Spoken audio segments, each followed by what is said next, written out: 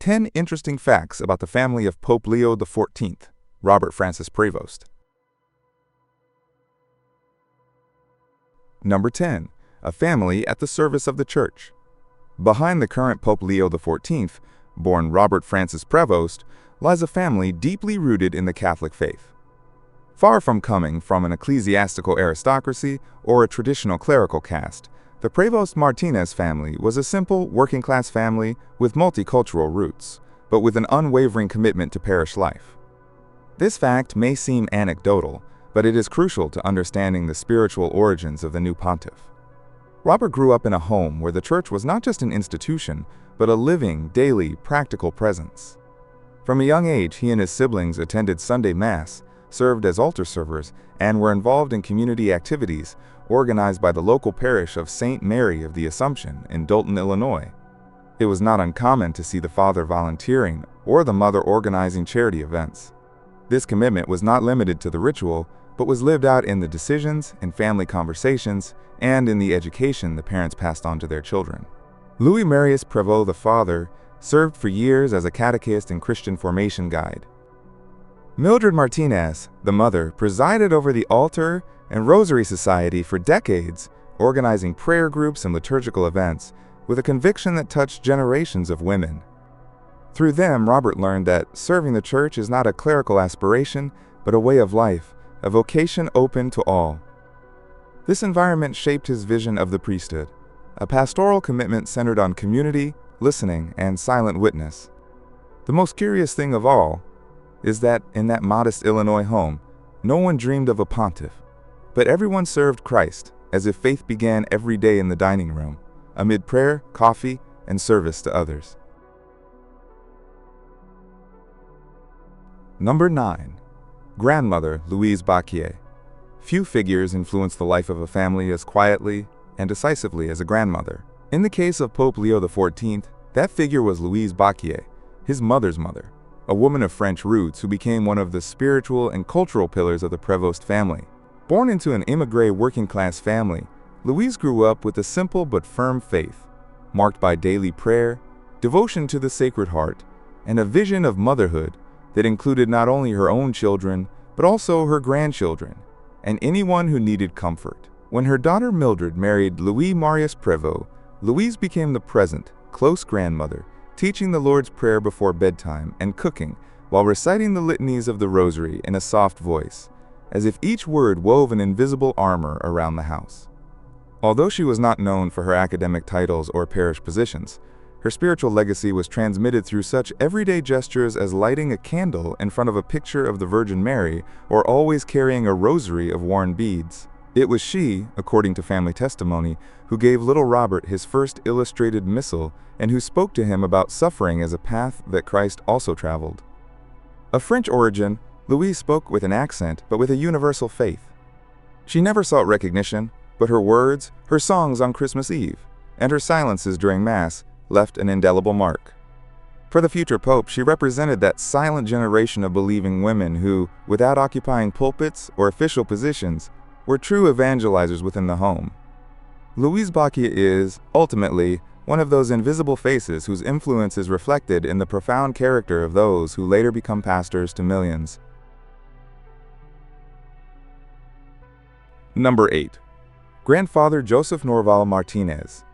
In the family network of Pope Leo XIV, the figure of his maternal grandfather, Joseph Norval Martinez, occupies a silent but deeply symbolic place. Born in Puerto Rico at the beginning of the 20th century, Joseph was part of that generation of Latino men who migrated to the United States in search of stability, opportunity, and a better future for their children. He worked as a laborer, a mechanic, and sometimes double shifts in factories in the industrial belt of the Midwest.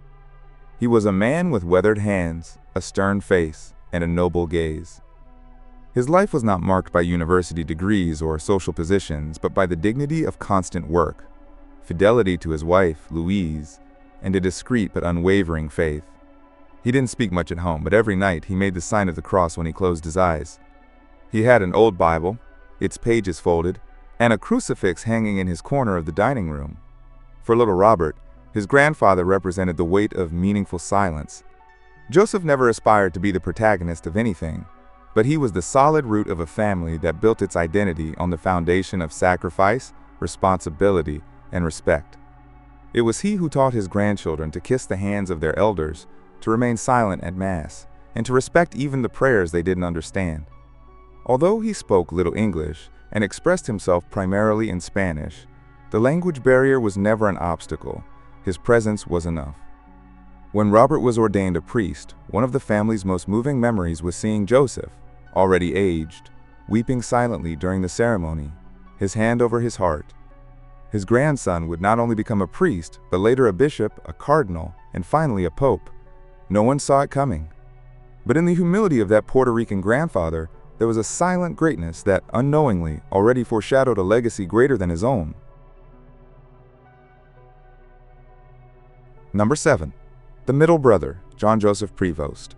At the heart of the Prevost family, among the three brothers, John Joseph always occupied a unique position, that of the bridge. Born after Louis Martin and before Robert Francis, John grew up in a home where the Catholic faith and a vocation for service were fundamental pillars. From a young age, he showed a natural inclination toward teaching, reflection, and community work. While his younger brother leaned toward religious ministry, John developed an equally noble vocation: education. He was the principal of a Catholic school for several years, leading with a blend of moral firmness and pedagogical empathy. In his classroom, he taught not only mathematics and grammar, but also values, spirituality, and social awareness. Students remembered him as a fair, demanding, yet deeply humane man, who closed each day with a prayer and never allowed anyone to eat lunch alone. Beyond his professional work, John was also a key emotional support within the family. When Robert entered religious life and was later sent as a missionary to Peru, John was the one who maintained constant communication, writing letters, sending newspaper clippings, and family news, keeping alive the connection between his absent brother and his family roots. At family gatherings, he was the one who balanced the solemnity of some topics with the cautious humor of one who knows the silences of each member. He was also one of the first to sense that Robert's vocation would not be ordinary. He didn't say so openly, but in letters to close friends, he spoke of Father Bob as a man with a greater mission. When Leo XIV's election was announced, John, now retired, expressed his joy with tears in his eyes and a pride born not of fame, but of lived testimony. Because before becoming Pope, Robert was his brother, and he his silent witness. Number 6. Elder brother Louis Martin Prevost. Louis Martin Prevost, the elder brother of Pope Leo XIV, represents the figure of the guardian, the first to pave the way, the one who discreetly and firmly sustains the family tree from its roots.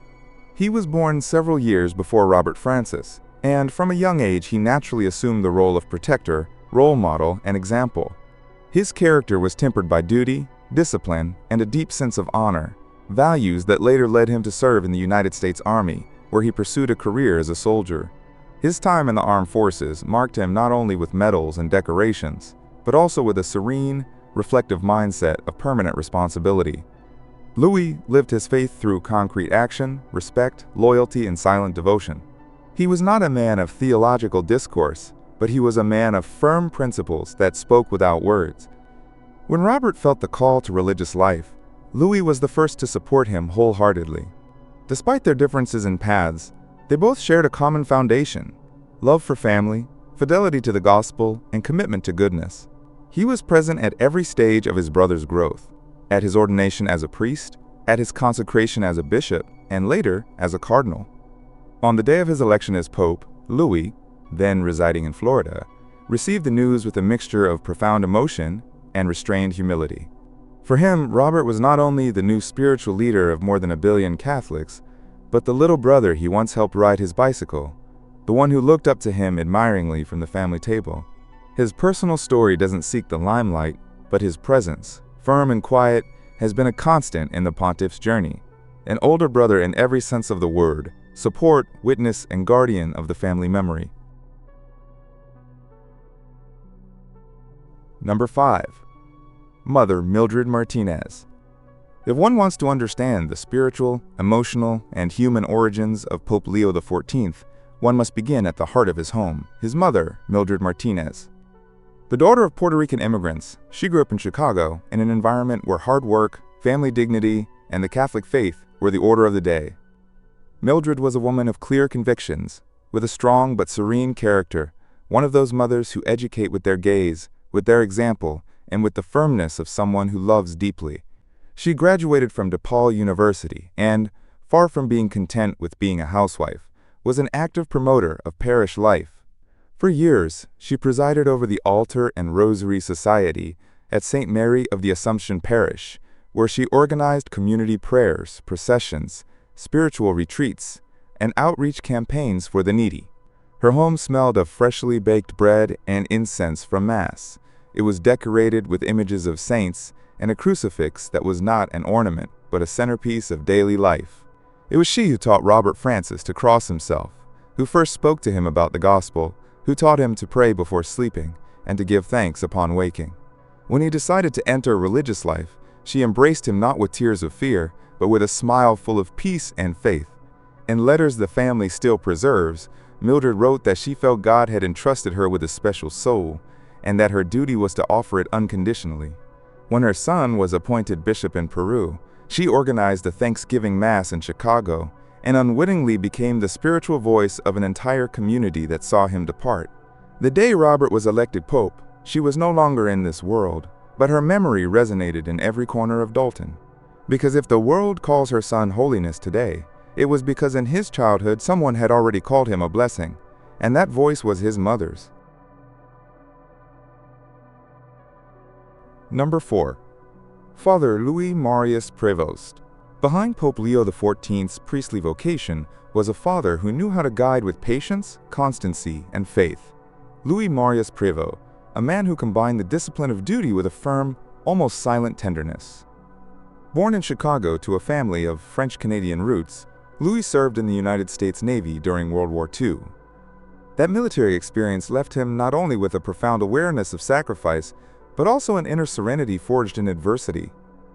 After the war, he dedicated himself to education, becoming a school director in the Illinois educational system.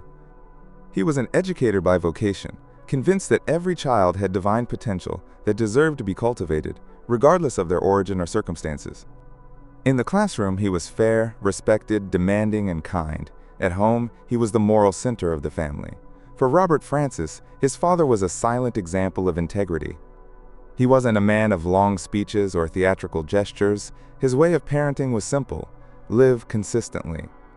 Every Sunday, he got up before everyone else to prepare for Mass, carefully reviewed his annotated Bible, and often repeated a simple phrase to his children: "Everything begins with respect."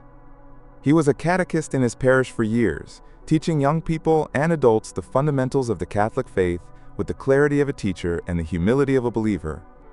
When Robert decided to become an Augustinian priest, Louis not only supported him, but also accompanied him in silence, without taking center stage.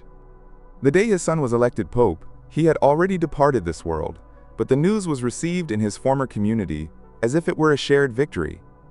For those who knew Louis, knew that Robert's vocation was not born from a sudden miracle, but from the constant example of a father who lived with faith, taught with his soul, and loved without making a fuss. Number 3. A childhood in Dalton, Illinois. The story of Pope Leo XIV cannot be understood without returning to the small town of Dalton, Illinois, a southern suburb of Chicago where asphalt coexisted with modest gardens and crucifixes hung in the living rooms as part of family life. Robert Francis Prevost grew up there, in a simple house where faith permeated the air from the kitchen to the garage. Dalton wasn't an extraordinary place in the eyes of the world. It was a neighborhood of workers, immigrants, retirees, devout mothers, and children who played baseball in their backyards. But in this apparent normality were woven the threads of a vocation that decades later would reach the highest levels of the Catholic Church. At St. Mary of the Assumption Parish, Robert was an altar boy from the age of 7, and soon showed an unusual interest in liturgical objects, the prayers of the Missal, and the readings of the saints. While his friends dreamed of being firefighters or professional soccer players, he played at being a priest. Family life revolved around the parish, Catholic school, and shared meals. The Prevost house was a meeting place for neighbors, catechists, and volunteers. Every Christmas, Robert helped set up the parish nativity scene, and during Lent, he was the first to volunteer to read the Stations of the Cross.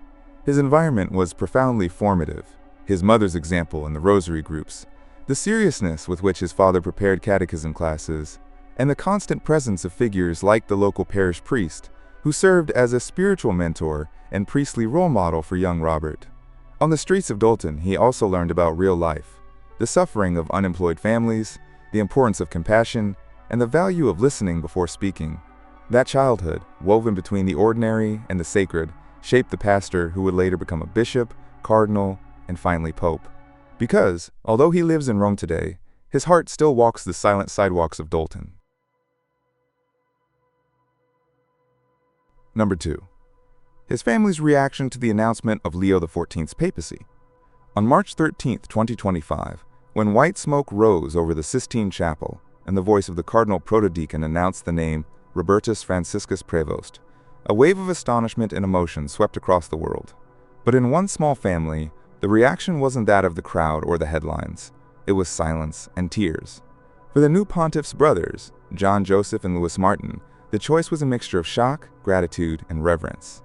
From their homes in Florida and Illinois, they both followed the conclave on television, knowing their brother's name was among the possible candidates, but never imagining that he would be the one stepping out onto the balcony dressed in white. When they heard Leo XIV, they looked at each other, sat down, and it took them minutes to assimilate that the boy who had been playing at saying Mass in the dining room was now the leader of the Catholic Church. There were no shouts or speeches, just a whispered prayer and an emotion beyond comprehension. Dalton's neighbors began arriving at the family home. The phones rang non-stop. Old schoolmates, teachers, and parish friends all wanted to share in the joy. The entire community seemed to become one big family. But within the most intimate circles, the dominant feeling was not public euphoria, but the sacred weight of what had just happened. The siblings said that their first thought was of their parents, Louie and Mildred, both now deceased, and how they would have reacted to such news. Mom would be praying. Dad would be silent with his Bible open, one of them said in a later interview. There was no ostentatious celebration, just a Thanksgiving Mass in the parish where it all began. Because for the Prevosts, Robert's papacy was not a coronation, but a continuation of what had always been: humble service, a deep calling, and a family that learned to walk hand in hand with God. Number 1. A Childhood Prediction with Masses by Robert Francis Prevost. Long before he wore a cassock, took vows, or was sent as a missionary to Peru, Robert Francis Prevost was already celebrating Masses in his family home in Dalton, Illinois. He was barely 8 years old when he began to imitate with surprising accuracy every gesture of the priest he saw at St. Mary of the Assumption Parish. He would gather his siblings, cousins, and sometimes even his closest neighbors, seat them in a row, place a white towel as a tablecloth on a table, and from there begin his childhood liturgy. He would read the gospel solemnly, raise his hands in the style of the priest, and recited phrases that, though incomplete or mixed with invented words, already reflected a sacred intuition. His parents watched in silence, without interrupting. This was no mere game. In Robert's eyes, there was a concentration that went beyond childish fantasy. It was as if something invisible was whispering his destiny to him even then. Over time, these episodes became family anecdotes. His mother, Mildred, used to repeat with laughter that Robert was born for the altar, while his father treasured those first Masses as signs of something greater. The curious thing is that, during his adolescence, Robert never boasted about it or took it as a prophecy. For him, it was a fond memory, but not a sure sign. However, when years later he was ordained an Augustinian priest and later a bishop, many in the family began to look back and wonder. The day he appeared on the Vatican balcony as Pope Leo XIV, his siblings and cousins immediately remembered those childhood liturgies. It wasn't a coincidence. It was a circular story. Because at that improvised table of his childhood, Robert was already unknowingly rehearsing the eternal gesture of the one who would one day hold the Eucharist before the entire world. It wasn't a prediction, it was a vocation that began to speak softly, and that today speaks from Rome. Thank you for watching our video. Subscribe to our channel for more videos like this. Give it a like, comment your thoughts, and share this video with your friends and family.